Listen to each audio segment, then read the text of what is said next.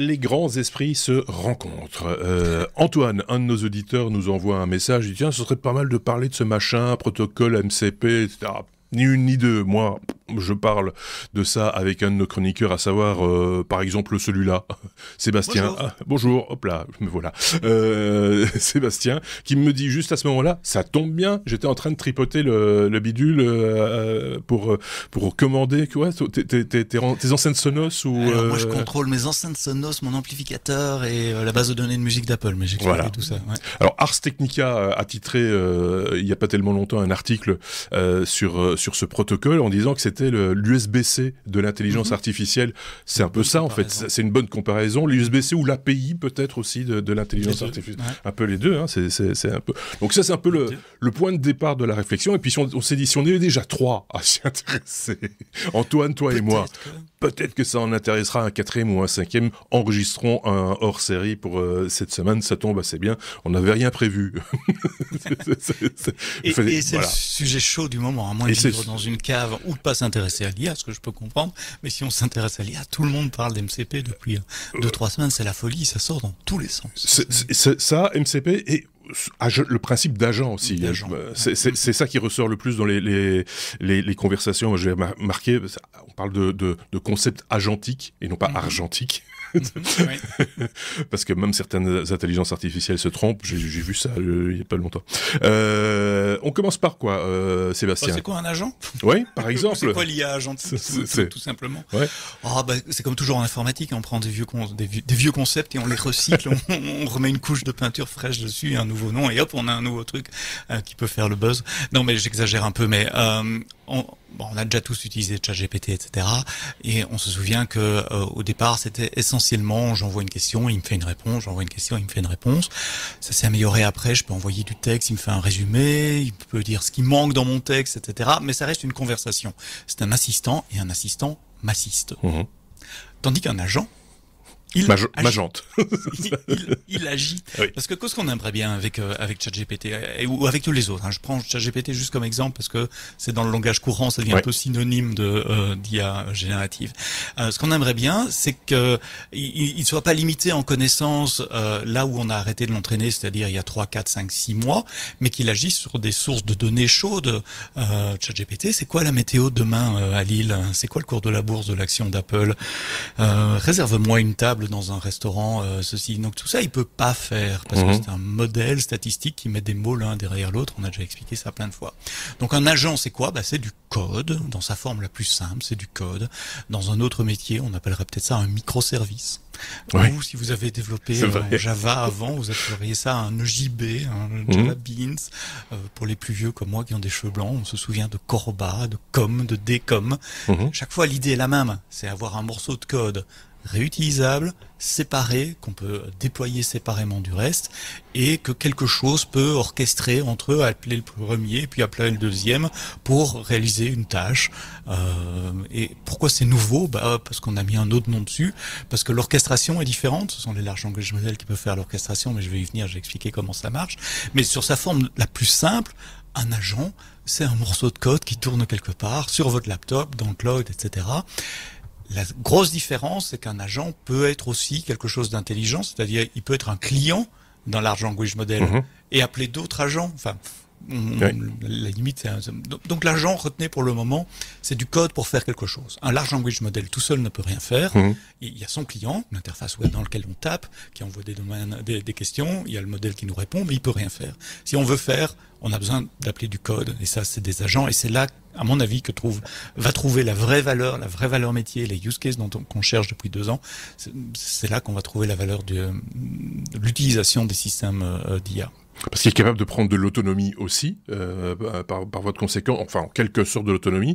On entend aussi parler d'API, des modèles récents qui jouent un rôle majeur de ce qu'on appelle le tool use. Ça va vers quoi ça? Alors je crois que c'est OpenAPI qui a introduit ça quand ils ont introduit leur store de GPT, on avait parlé ça. L'idée c'est de dire, voilà. Imagine que tu as un client sur ton laptop, sur ton portable, ou une application web qui est un client donc de ces modèles. C'est une application.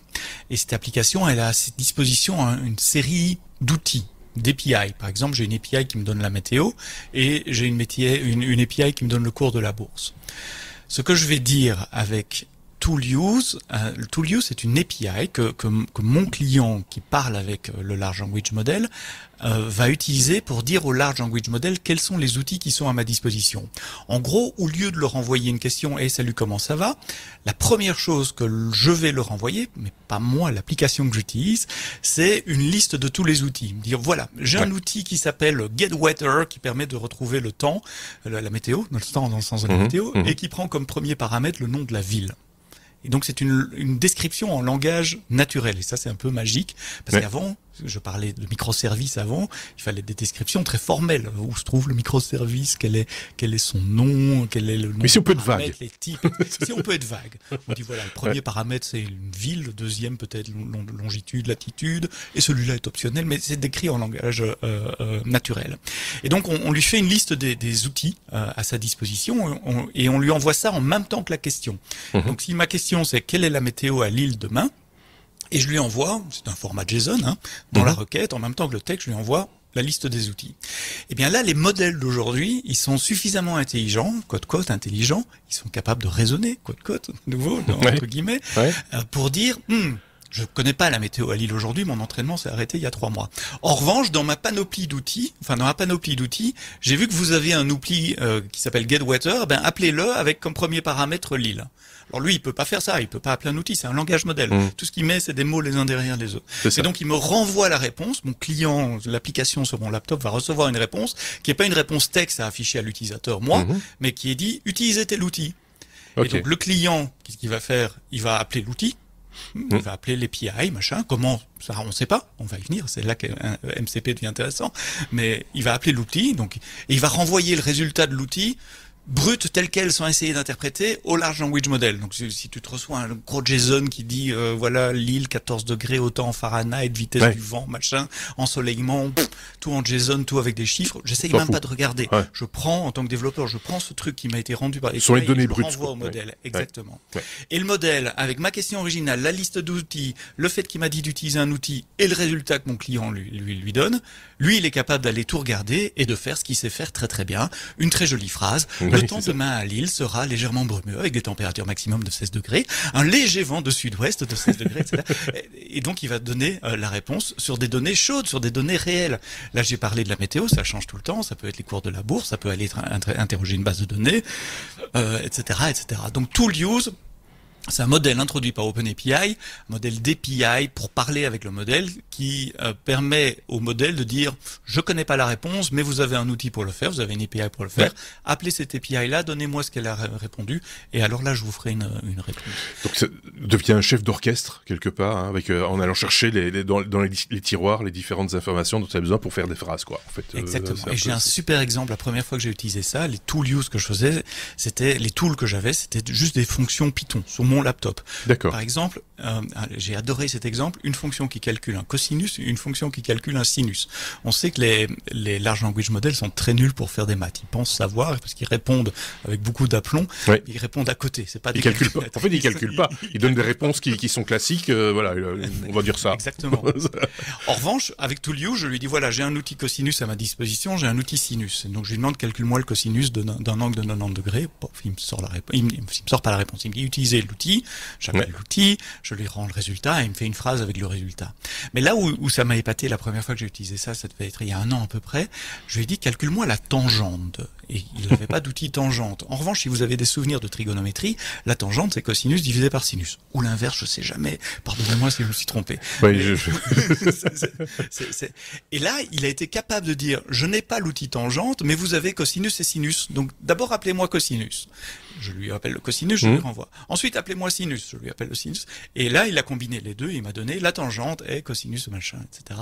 Incroyable. Donc, comme tu dis, l'orchestration, capable, ils utilisent leur connaissances, de nouveau avec des guillemets, j'aime pas parler de tout ça, mais leur base de données de connaissances énorme pour être capable d'orchestrer ces outils et de se rendre compte quel outil utiliser dans quel ordre pour avoir un résultat. Alors, qui dit orchestration dit orchestre, qui dit orchestre dit partition, qui dit partition dit aussi langage commun, protocole commun. On va pas commencer à mélanger des systèmes avec d'autres. Enfin, il va falloir vraiment constituer un langage, quoi. C'est ça. Mais c'est là que intervient MCP. Donc MCP c'est sorti en novembre dernier et c'est pas OpenAI, c'est les autres, c'est Anthropic, donc ceux qui font Claude, qui ont standardisé ça. Et l'idée d'MCP, c'est de standardiser l'appel entre le client, donc l'application qu'on utilise sur notre laptop, ça peut être l'application web ou quoi, et l'outil. Parce que dans mon exemple Sinus que j'avais donné, c'est moi qui avais écrit l'application, c'est moi qui avais fait les outils, c'était tout du Python, je savais que j'appelais ma fonction en Python, et puis voilà, mais ça marchait.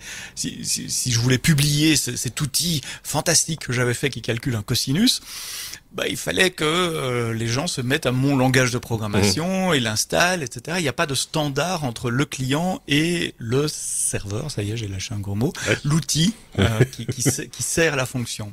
Et MCP, c'est exactement ça. C'est un protocole qui permet à un client moi, utilisateur, je lui enregistre la liste d'outils, j'ai tel et tel outil à ma disposition, et de façon standard, le client peut interroger les outils pour dire « Eh les gars, de quoi vous êtes capable de faire ?» Et donc il liste toutes leurs fonctions, je suis capable de faire ça, avec les paramètres, etc., en langage naturel. Et puis s'il faut invoquer un outil, il y a un langage, ça s'appelle JSON RPC, c'est du Remote Procedure Call en JSON, que le client permet d'appeler n'importe quel serveur. Et le fait que ça soit standard, ça veut dire que n'importe qui peut écrire un serveur, et le serveur de n'importe qui, je peux le plugger dans n'importe quel client.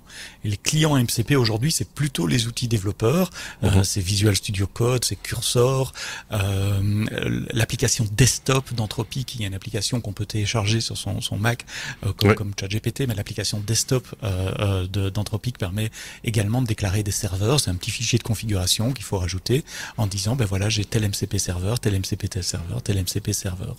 Et à partir de là, le client desktop, si je continue avec ce client-là, celui de Claude, le client desktop, une fois qu'il a les outils, il va systématiquement envoyer la liste d'outils avec les questions que je tape au large language model qui est derrière, Claude, et donc Claude, soit il me répondra avec sa connaissance qu'il a, soit il dira, il faut utiliser un outil, et donc le client, l'application desktop d'Anthropic, sera, capable d'appeler le serveur que j'ai déclaré, puisque MCP, c'est ce langage commun entre les clients et les serveurs, d'où l'analogie d'Ars Technica qui dit c'est l'USB des agents, parce que c'est ce qui permet de connecter tous les agents entre eux, ou avec des clients en tout cas, sans se soucier de dans quel langage il est écrit, ou où est-ce qu'il est déployé, est-ce que cette fonction elle est en local sur ma machine, ou est-ce qu'elle est à distance, c'est un web service distant auquel je vais arriver.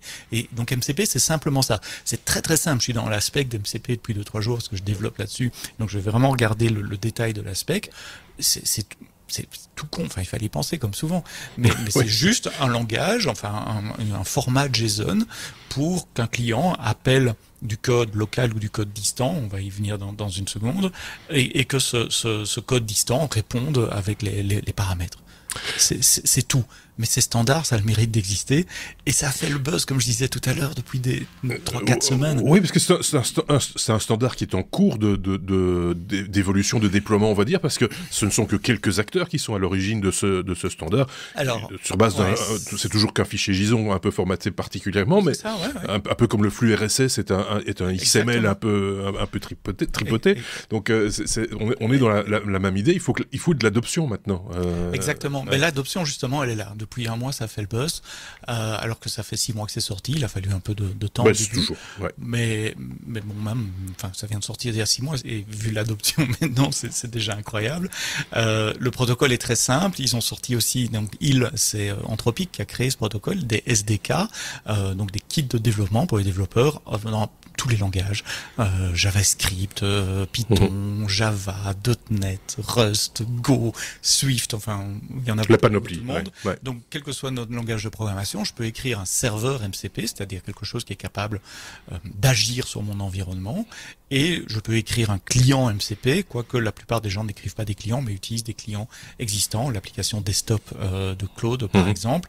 OpenAI a annoncé qu'ils allaient supporter MCP il y a 3-4 semaines, ce qui correspond au début les énorme buzz parce que si eux rejoignent le mouvement, c'est gagné, quoi. Ça sera ce protocole-là et pas un autre. Si tu as une idée pour un site internet d'un système, enfin d'un service justement qui se sert de plusieurs bases de données ou données différentes, tu parlais de la météo par exemple, si tu veux générer toi-même sur ton site internet une météo en fonction de l'adresse IP de la personne qui se connecte, tu utilises les mêmes outils en gros.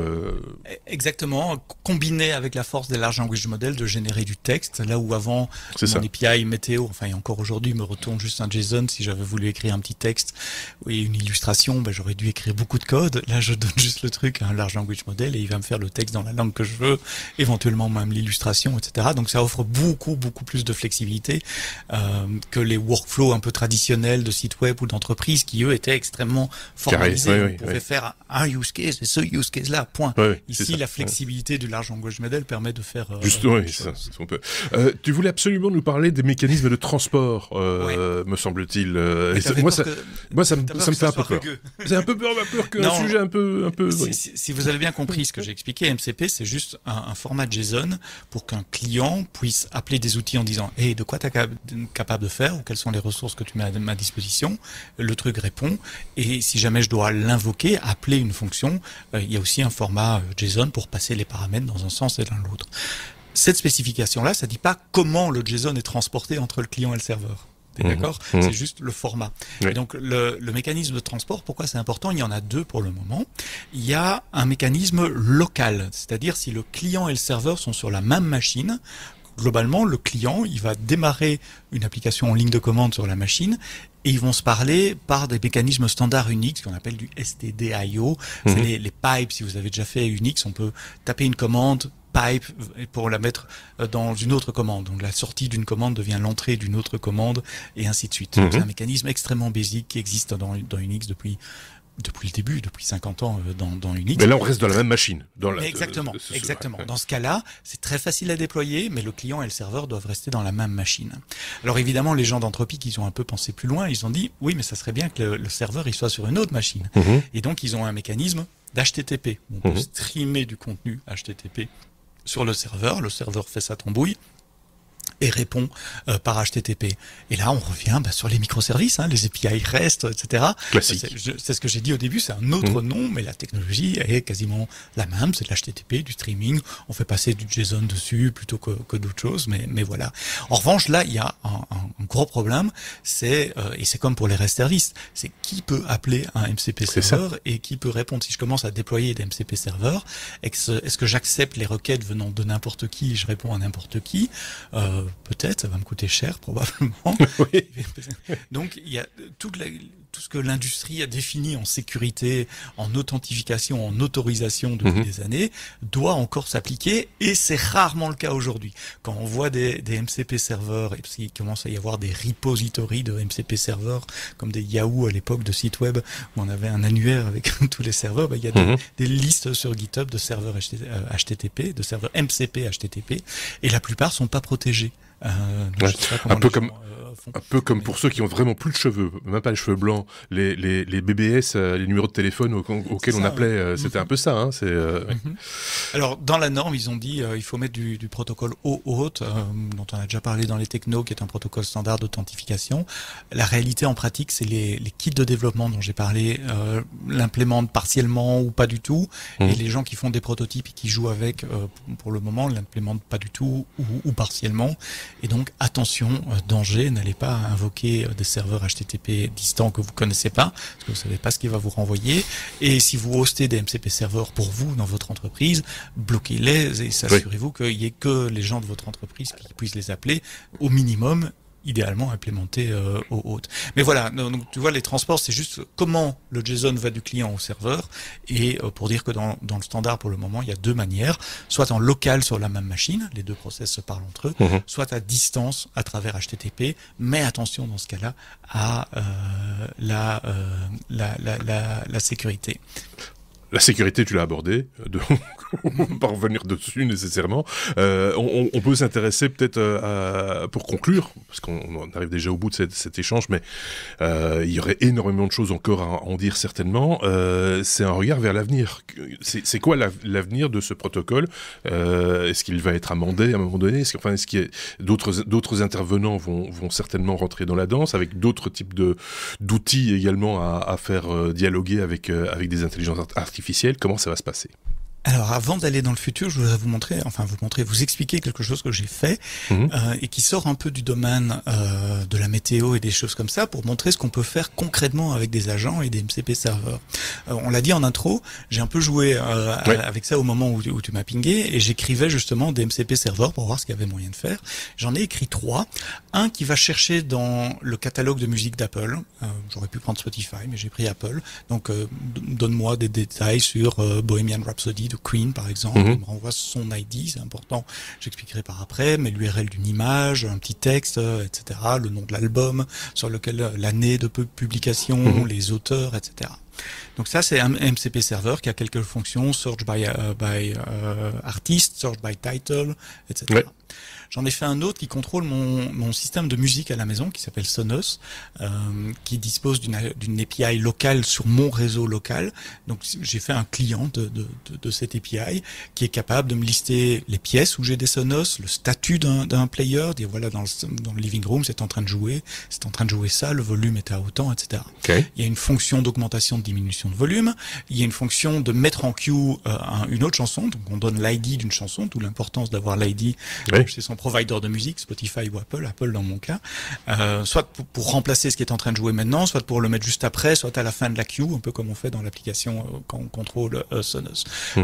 Et puis ici encore, stop, play et pause, des trucs standards, etc.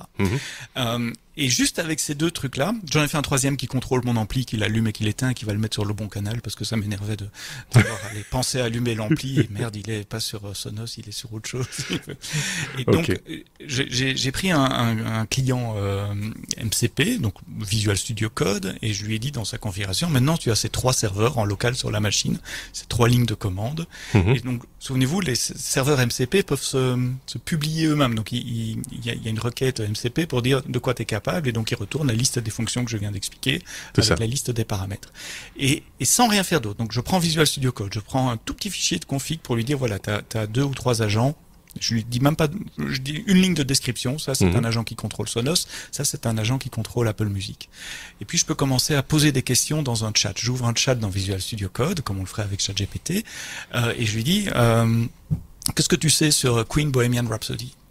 Et je le vois réfléchir, parce qu'il met toutes ces étapes de réflexion, et il me dit, je sais ça, mais je peux en savoir plus en utilisant tel outil. Ils ont un espèce de biais, même si c'est déjà dans sa base de connaissances. S'il sait qu'il a un outil musique, j'ai remarqué qu'ils ont un espèce de biais à aller d'abord sur l'outil avant de chercher dans leur base de connaissances. Et donc, il dit, pour ça, il faut que j'appelle l'outil machin, avec paramètre machin égale Queen, et paramètre titre égale Bohemian Rhapsody. Il appelle mon outil, qui fait sa recherche dans Apple, qui lui renvoie un JSON brut, je sais pas trop quoi, et il dit, Bohemian Rhapsody est sorti en 1960. On prend un coup de vieux, d'un coup. 79. Il y a auteur, machin, etc. Ouais. Apple ID, machin, ok. Et je dis, joue-le-moi sur Sonos. Et là, j'ai vu le truc et waouh. Parce que des Sonos, j'en ai 5 ou 6 à la maison. Il y en avait qu'un seul qui était en train de jouer, c'était celui du living room où j'étais. Et donc, il a d'abord appelé l'outil pour avoir la liste des Sonos chez moi, puis il a appelé le statut de chaque room et il a vu, il y en a une qui joue, et il a été le mettre en remplacement du titre qui en train de jouer sur le bon Sonos, living room, etc.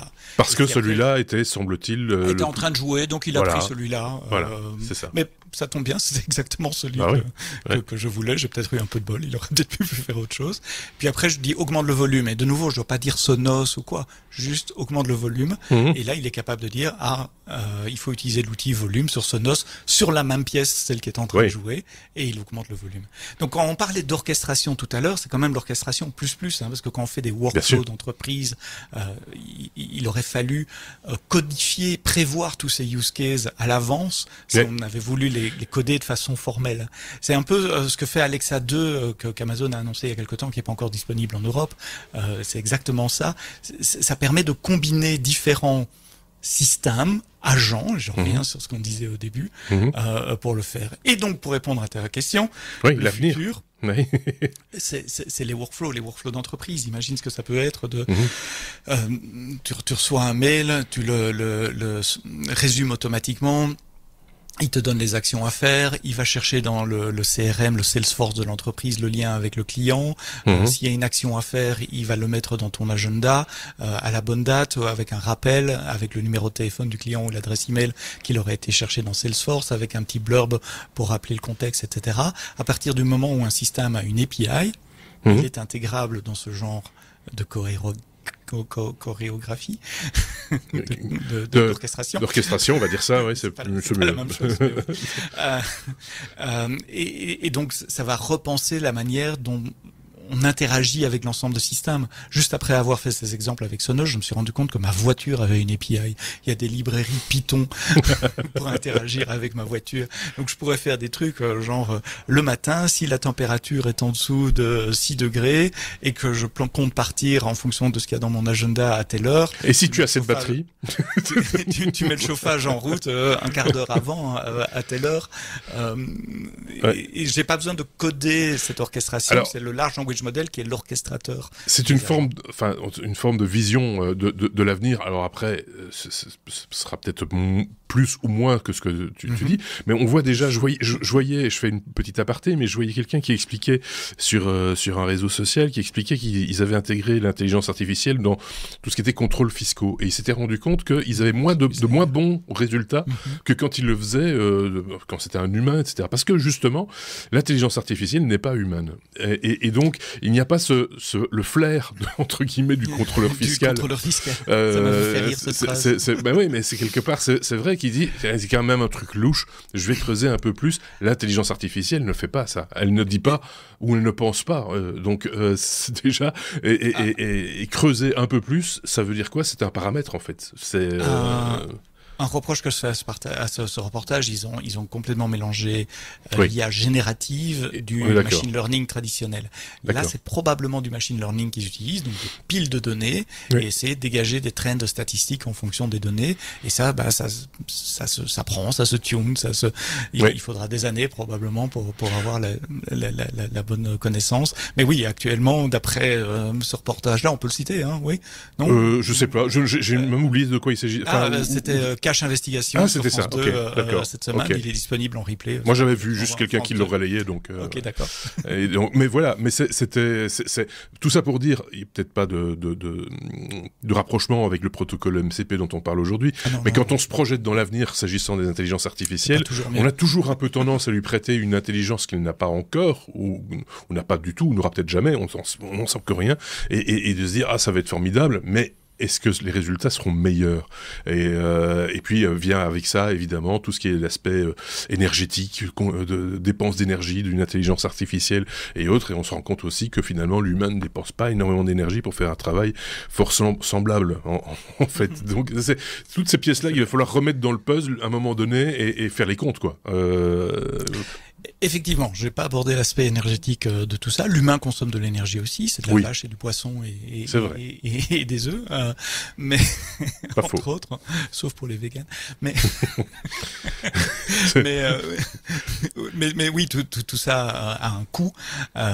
Est-ce que c'est nécessaire de passer par un orchestrateur basé sur de l'IA générative alors qu'on a un workflow qui est extrêmement déterministe? Je reçois un type de fichier, c'est toujours le même. Je sais quelle info il faut aller chercher et comment déclencher la suite.